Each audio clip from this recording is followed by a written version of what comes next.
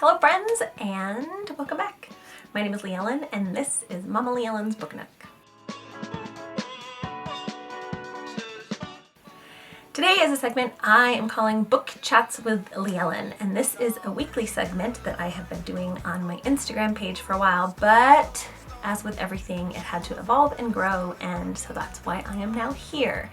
The cool thing about stories was I could just share books as I went, but stories was really short, and so I needed more space because hello, I'm chatty and I love books. I want to talk books. So I needed a little more space, and so this is where they will be from now on. So once a week, I will share with you the books that I have read that week and just chat about the books that I read for the week so that you can see what I'm reading and decide if it's something that you want to read too. Especially because a lot of times monthly wrap-ups, I'm only going to share like my favorite books, and so you might miss a lot of the other in-between books. Also, I read a lot of memoirs and nonfiction, and sometimes those don't make the lists at the end, so this way you'll be able to stay current with all of the reading I am doing. So hopefully this becomes a fun weekly segment for you to join in on. So let's hop in and get started. First up, I have a mess. Sorry about that. All the little treats the author sent me fell out of the book. I got a little bookmark and a little map and this cool little quote card. Let's chat about the book. So first up is In Light of the Summit, and this was a book that I read. There goes my cat. What in the world?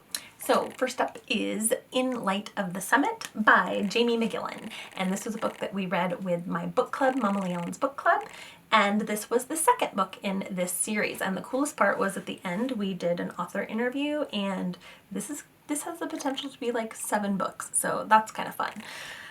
What I love about this book, again, it's set in Seattle, which is where I am from, and so it's always fun to just learn more about the history of Seattle and its people. This story follows the same characters as before. You have Anna again, and now her husband, and she is wanting to try to summit the mountain, and men of this time are not thrilled with this decision, and so she's working at her grandfather's bookstore and they get threats, and even her husband's parents don't really approve of her choices. So it's a lot about, you know, more of her coming into her own skin and accepting who she is and what she stands for and what that looks like now as a married woman, as before the first one she's a single gal. There's a secondary plot in this one with her best friend Emily. Emily has married, but her husband passes away, and so it also looks at back in this era what it was like to be a widowed woman, and she basically loses all of her rights that she had as a married woman and all of her finances, and it finds her in a bit of disrepair and just a tough spot. And so she has to start working again and living at home and figuring out what happens next for her. So it's a dual narrative between these two friends.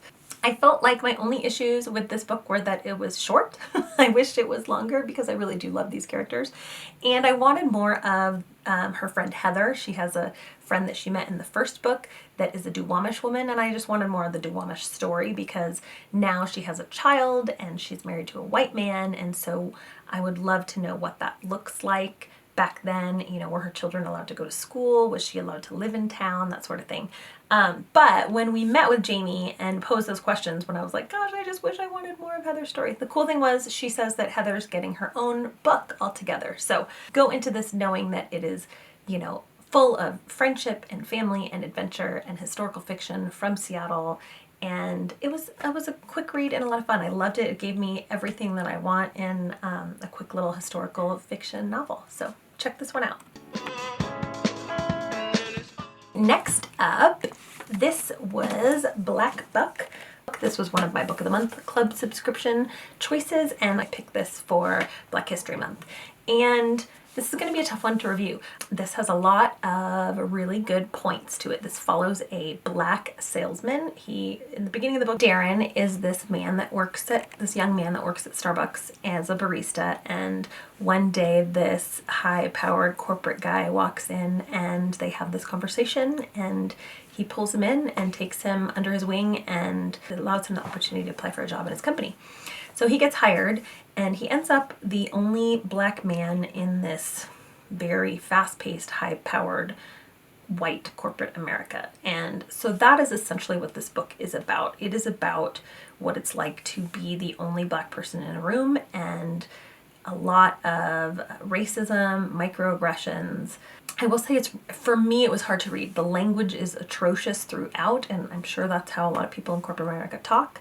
The pacing is really fast, and I mean, honestly, it reminded me like why I left corporate America. For me, I would not call this an enjoyable read. I think if you really like thrillers, you will like this because it has that kind of intense pacing and that kind of like angsty feeling. And then just culturally, I just think it brings up a lot of really good points about society today and how we treat people in corporate America and how many opportunities there even are in corporate America.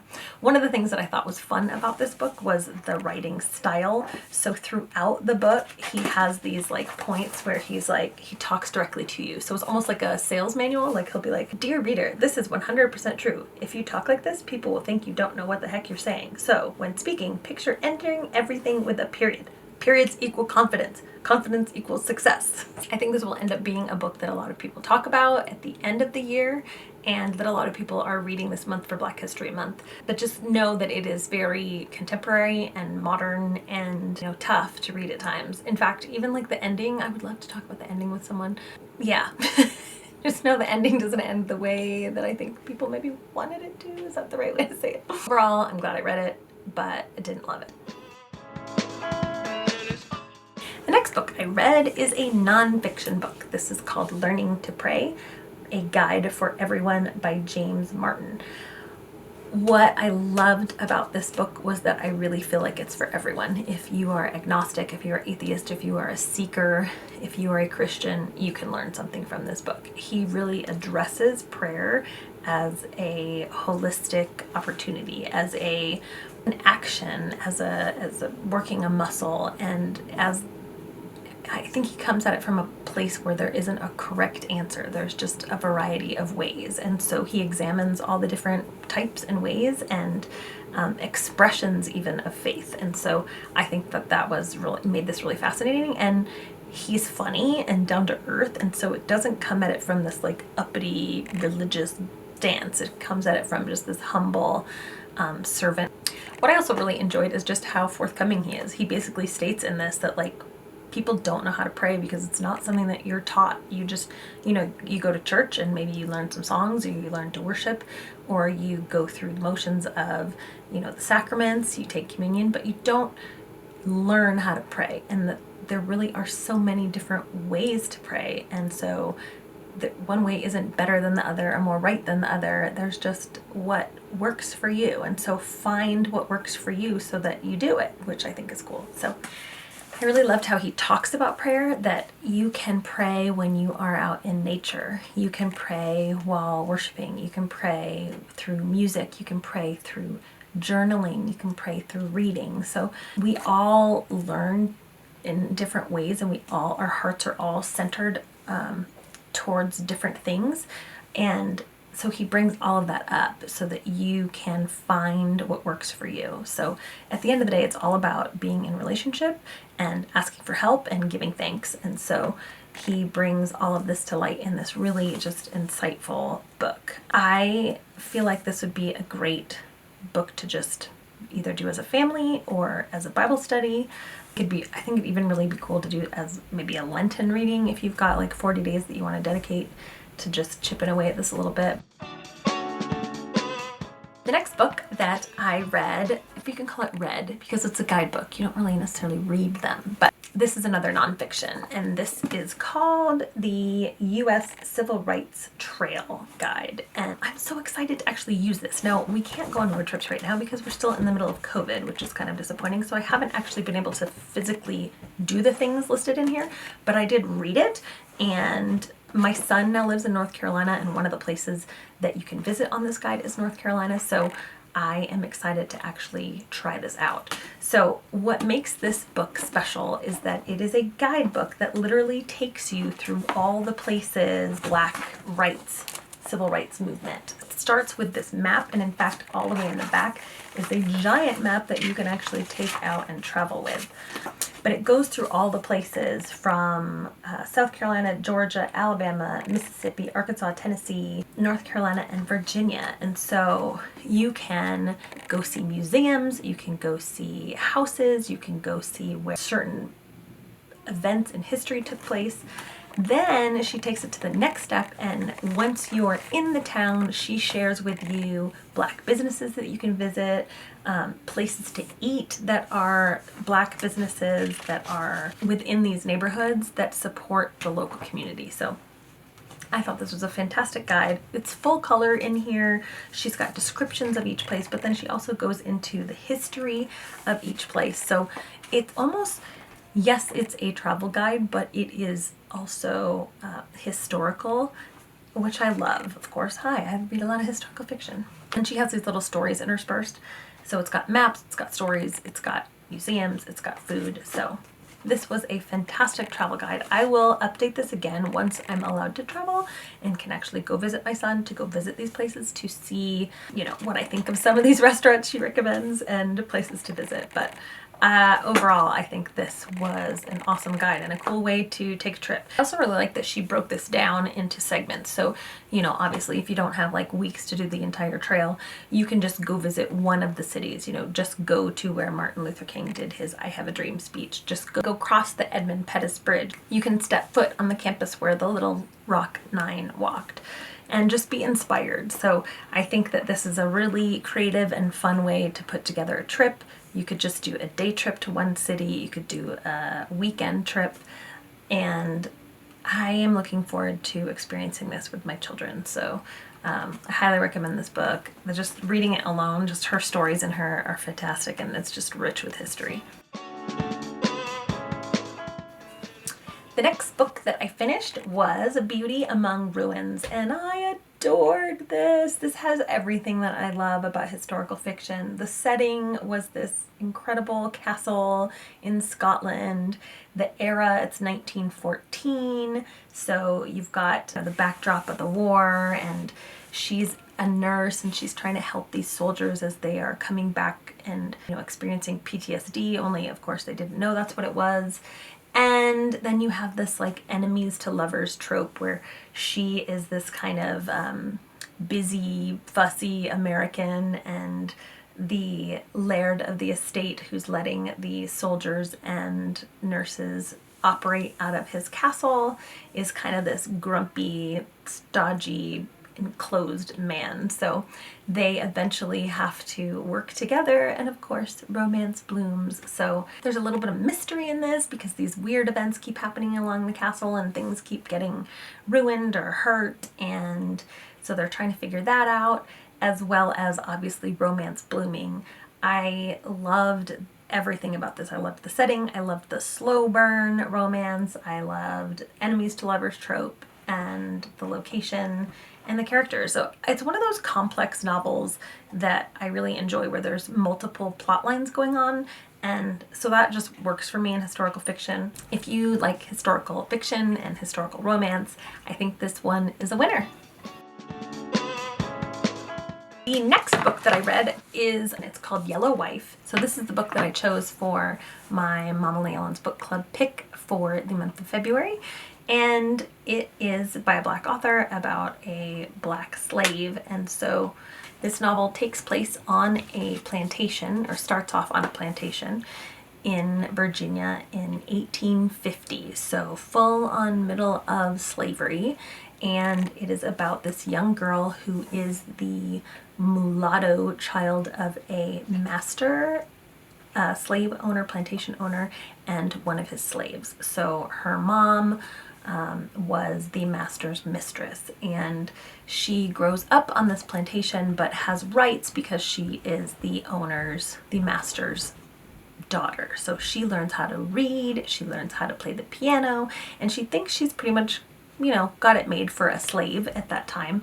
Then tragedy strikes and she ends up getting sold to another owner, and this owner is a horrible, abusive man. And while she gets rescued because she is what is considered a yellow wife, she is a light-skinned Black woman, she is still a slave, and it's really about her life living with this man and dealing with the abuse for years.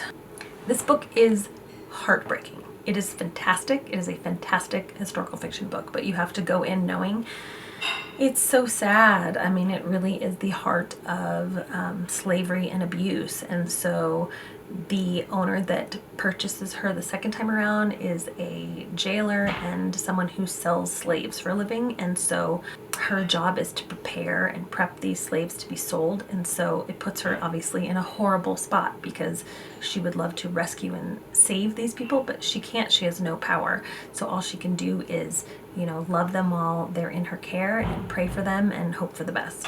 The other thing that this book brings up is just how you never really have freedom even when you have freedoms. So as the wife of this jailer, it allows her more freedoms than a typical slave. So she can go into town to purchase things, she can wear fancy dresses, she can eat delicious meals. But at the end of the day, he sleeps with her every night, which is rape. She can't say no. She doesn't want it. She has his babies, and as much as she wants to love them and raise them a certain way, they are still mixed children, and so they still could suffer. And so she has to try to raise them in a way that they're aware of what's around them, but also protect them from what's around them. This book does such an incredible job of just bringing up issues of not just slavery, but just being a woman and the choices you make for your children and for yourself. One of the other things that comes up in this is that she has a child from her first plantation who is black, and so then when she gets married to this white man and has these light-skinned children, just the difference between how each of those children are then raised, because the black child is raised fully as a slave and the white, lighter-skinned children are raised in the house of the jailer and treated more like white children. So as a mom, her heart is torn. So this book is heavy, but it's beautiful. It's just very well done. Again, I think my only issues with this book are its length. It's short, and I would have totally been okay with this being another 100 pages. I would have loved more story about her son. There's a lot of talk about her son is the child from the black man at the original plantation, and I would have loved more of his story. I would have loved more story towards the end. When you read this, which you should read this, the ending is really just rushed, and then there's this epilogue at the end that tries to backfill. But for me, I wanted more. I would have totally loved more chapters about what happened after the end. I would totally be okay with there being a second book that is all just about Essex, who is the man from the first plantation, and her son Monroe. I think it'd be cool to have a book about those two and their adventures after they leave her. So fantastic historical fiction novel, just a lot of tears and a lot of really tough scenes. So there are scenes, obviously death and abuse and whipping and torture, and that are really hard to read. So know that going in, there's parts in here that are really hard to read. But don't look away. Read them. Read this book. I highly encourage this. Overall, I love this book, and it's probably going to be one of my favorite books of this month. Next up is this Regency romance called Suitors for the Proper Miss. This is a totally sweet, very light little romance novel. You can read it in a day. It's really short. If you like Regency romance and just fun, sweet love stories, this one is for you. It's perfect for a February read. The novel follows this gal Lucy who is destined to marry a duke. She has it in her head that is the way that she is going to save her family. But of course she's in love with the stable boy, but he's a stable boy, so he's below her station. Stable boy is super cute and works hard to try to change his station, and then eventually there's this big reveal that enables him to do so, but Lucy is still like, I'm supposed to marry a duke. It's really cute, really sweet. I think for me, I would have loved more maybe tension, or even just a secondary plot line, something else to make this a little meatier, because really the only conflict is in her head. She just believes that he's below her station. So even when the situation changes, she's still like, I can only think of you as a stable boy.